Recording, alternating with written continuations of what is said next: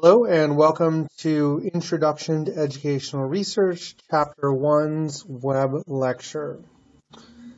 So sometimes students ask the question, why study educational research? Why should we be studying research at all in the first place? Why is research important to me?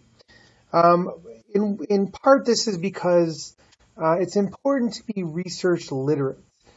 We live in a society where research is all around us. We hear research reports on the news all the time, and it's important to have an understanding of how research works and how to be critical of the kinds of information that you see. One statement that I will make in this class is just because something is published doesn't necessarily mean that it is true.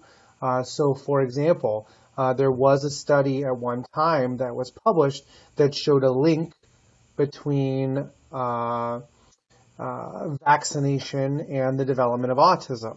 Now, the word link usually means association. We'll talk about associative claims and how to be critical of those. But with this particular study, what ultimately ended up happening was the original study was found to be flawed, found to be biased, and ultimately the results were retracted, and subsequently replications of that study's methods have found no link between vaccination and autism. And yet, we may still see this kind of evidence presented to support this kinds of position. So it's really important to understand the process of research and the process of science so that you can critically evaluate research. And also, to ultimately produce your master's thesis when that time comes. So we'll talk about 5 different kinds of research. These are all outlined in your text. So there's basic research, applied research, evaluation research, action research.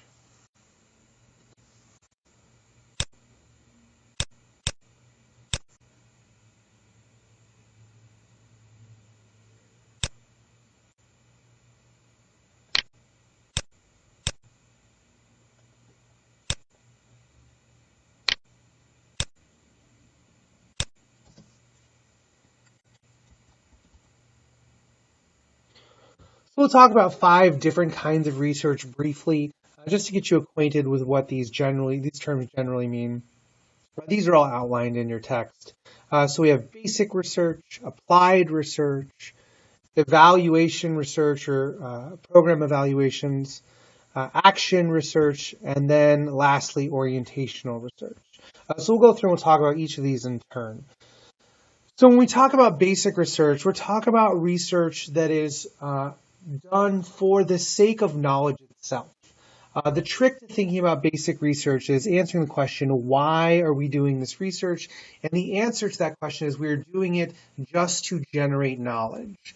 We're just trying to establish information. We're trying to understand what patterns exist out there in the world. And there really is no practical side to basic research. There is no practical side to knowing, for example, where specifically in the brain, research that's aimed at knowing where specifically in the brain specific phonemes, basic units of language, are processed, right? We want to know where those things are to understand better how the brain works. But there's no inherent sort of practical goal or application that comes out of that kind of research. We might ask other questions. So, how do implicit associations influence prejudice?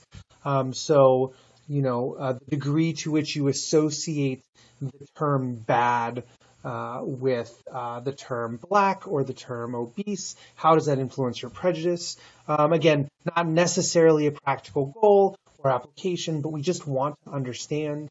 Or what are the neurological effects of social ostracism? Social ostracism is a upcoming area of study in psychology right now. And there's a lot of research on the neurobiological chemistry of social ostracism. So, for example, one study that I recently read found that the neurological patterns that people experience when they are ostracized, when they are excluded, are similar to the neurological patterns that people experience when they experience physical pain. And that's very interesting, and it gives us some insight into the way that social ostracism might work neurologically. But again, with basic research, there's no practical goal. We're not trying to apply this to solve a particular problem. In contrast, applied research has a goal to solve a problem, right? An immediate solution, a large-scale solution. We're testing solutions to practical problems. So, for example, we might do a randomized control trial across multiple school districts to determine whether a particular intervention that shows promise can help to reduce high school dropout rates. Or perhaps we are in the clinical psychology field and we are looking to develop an effective treatment for reducing anxiety. And so we might again do a randomized control trial or some large scale study to determine which of these treatments is the best and most effective at reducing anxiety. Again, the distinction between basic and applied research is basic research is knowing, doing research just for the sake of knowing. Applied research is then taking that information and then using it to solve problems or to test out intervention type programs to solve these sort of practical problems. Now, evaluation research is aimed at understanding how well programs work in real world settings. So, you might have a program in place in a school district that's aimed at improving students' enrollment rates, post-secondary enrollment, right? So we have some program that we think is going to improve students' post-secondary enrollment. And program evaluation research, the goal is to figure out, does this program actually work? Does it actually do the thing that it purports to do to improve post-secondary enrollment? So there are two different kinds of program evaluation we can talk about. We can talk about formative evaluation, which is focusing on improving the program itself. How can we make this program more effective? This is often used in program development. You can contrast this to summative evaluation, which is the program effective overall? Is it cost effective?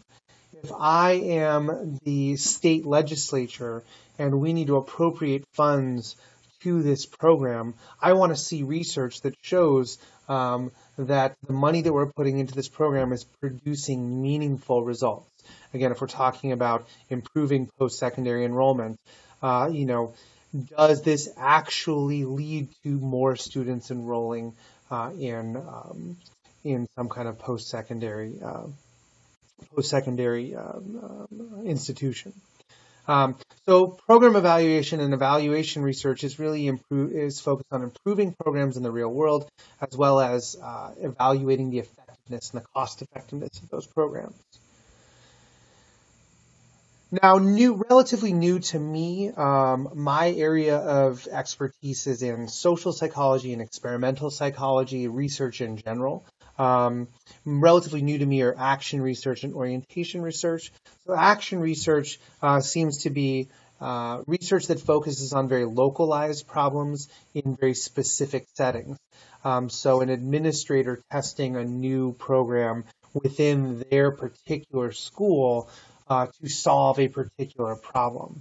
For example, a high school graduate, now we're not talking about a school district or a statewide program, but just one particular high school principal might want to increase the percentage of their students that go on to a four-year college. They implement a new program, in their school, perhaps increasing the amount of contact hours that students have with guidance counselors, or perhaps starting this process earlier, whatever the program may be. Develop the strategy and then compare some data before and after. once we implemented this strategy, did we see a significant increase in the number of graduates who enroll in these four-year colleges? So action research, in contrast to program evaluation, is really sort of solving localized problems at a very small scale.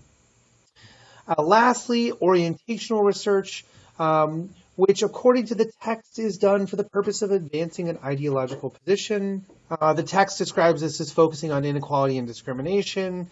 This is relatively new to me. I have never heard of this before. And in preparing for this, I did some research looking around for more information about orientational research, and I didn't see very much. In fact, most of what I could find referenced back to the authors of your text. So this may be a relatively new field. I see this sort of as research with an ideological bent or perspective.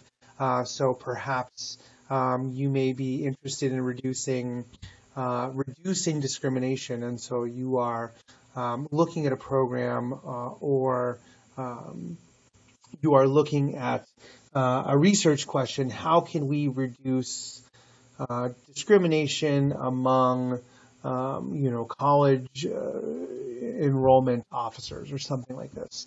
Seems like the kind of research that would classify as orientational research.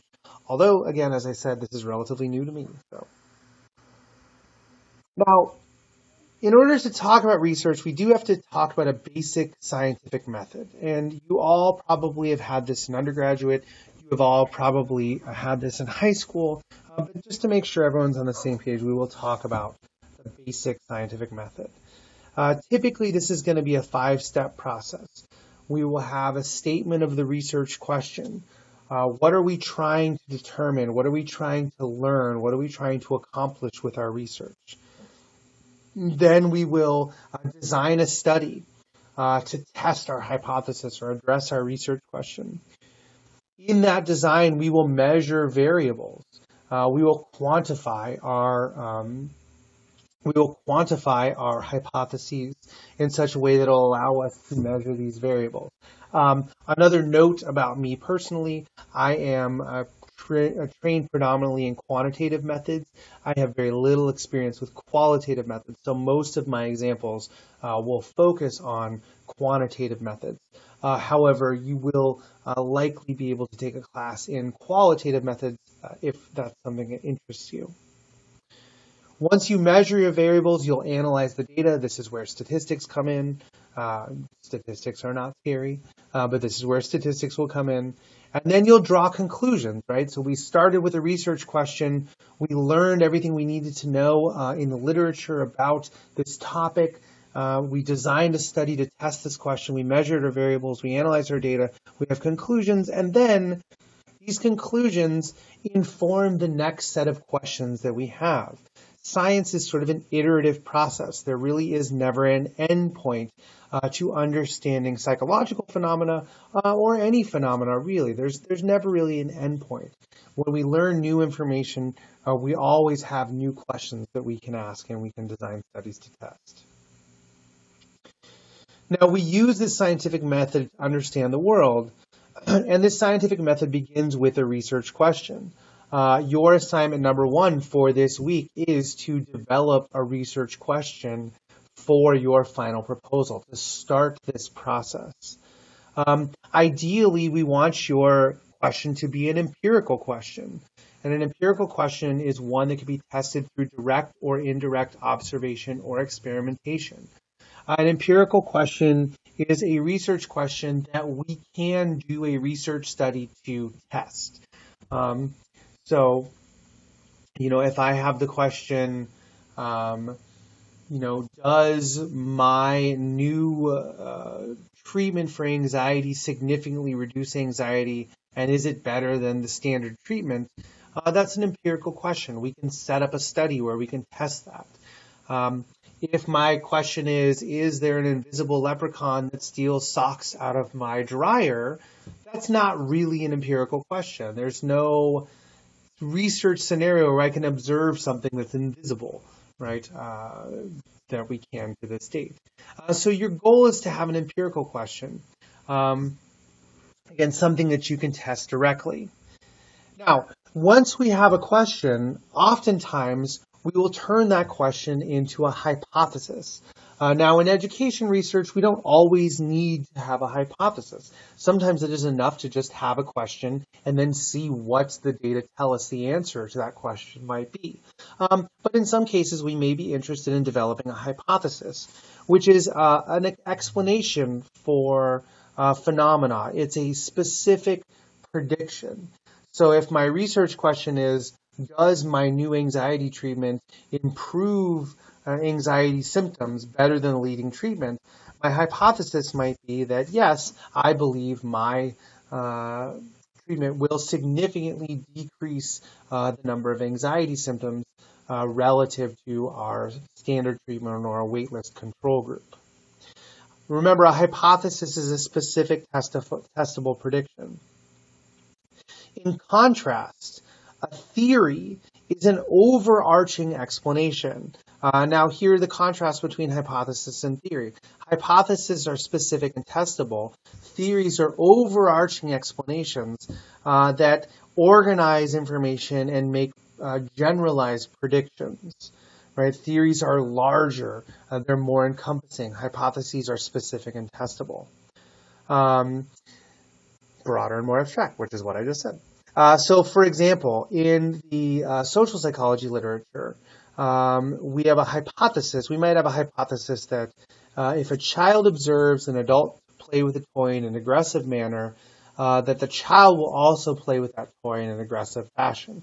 This is a specific hypothesis. This comes from Albert Bandura back in the 60s. And you may be familiar with this if you took a psychology class, but in this study, what they did was they presented children, kind of like this kid up here, with a scene. They were looking through a one-way mirror, and the children observed an adult either behave in an aggressive manner or not toward this target, this sort of inflatable doll here. And then what they did is they allowed the children to go in, and those children were given the opportunity to play in that room, and as you would expect, the children played in an aggressive manner. They beat the doll and, threatened it and threw it around in much the similar way that they observed the adult doing this. Now, this is a specific hypothesis, but this hypothesis comes from a theory, and this theory is what we call the social learning theory. And social learning theory is broad. It states that one way people learn things is through through observing other people's behavior. Notice the distinction. This is broad. It's about how do people learn through observation. Right? And from this, we can generate a whole bunch of theories. So you might generate an alternative hypothesis that if a child observes an adult play in a gentle manner with a toy, that child may also behave in that same manner. Two completely different hypotheses, but they come from the same theory. So again, theories are large. They organize information. They make generalized predictions. People learn through behaviors. Hypotheses are specific. They talk about relationships between specific variables. Observing observing an adult play with a toy in this specific way will lead to this specific behavior. So we all come up with theories and hypotheses every day. We walk around in our life making observations of how people behave and how people interact, and we use those to help guide our behavior. And it makes it easier to predict our days, to predict the people in our lives, and to manage our lives. But one important thing to be aware of is that your direct experiences are anecdotes. They are not scientific observations. So occasionally I may mention an example where I say, some people do this some of the time. One example that I like to give in social psychology is, if you're walking down the street, you're walking downtown on Michigan Avenue, and all of a sudden, from around the corner in front of you, there just comes a herd of people, and they're running directly at you. What do you do in that situation? Most people are going to say they're going to turn and run the other direction, right? Because one thing that we know from social psychology is that we use people as sources of information.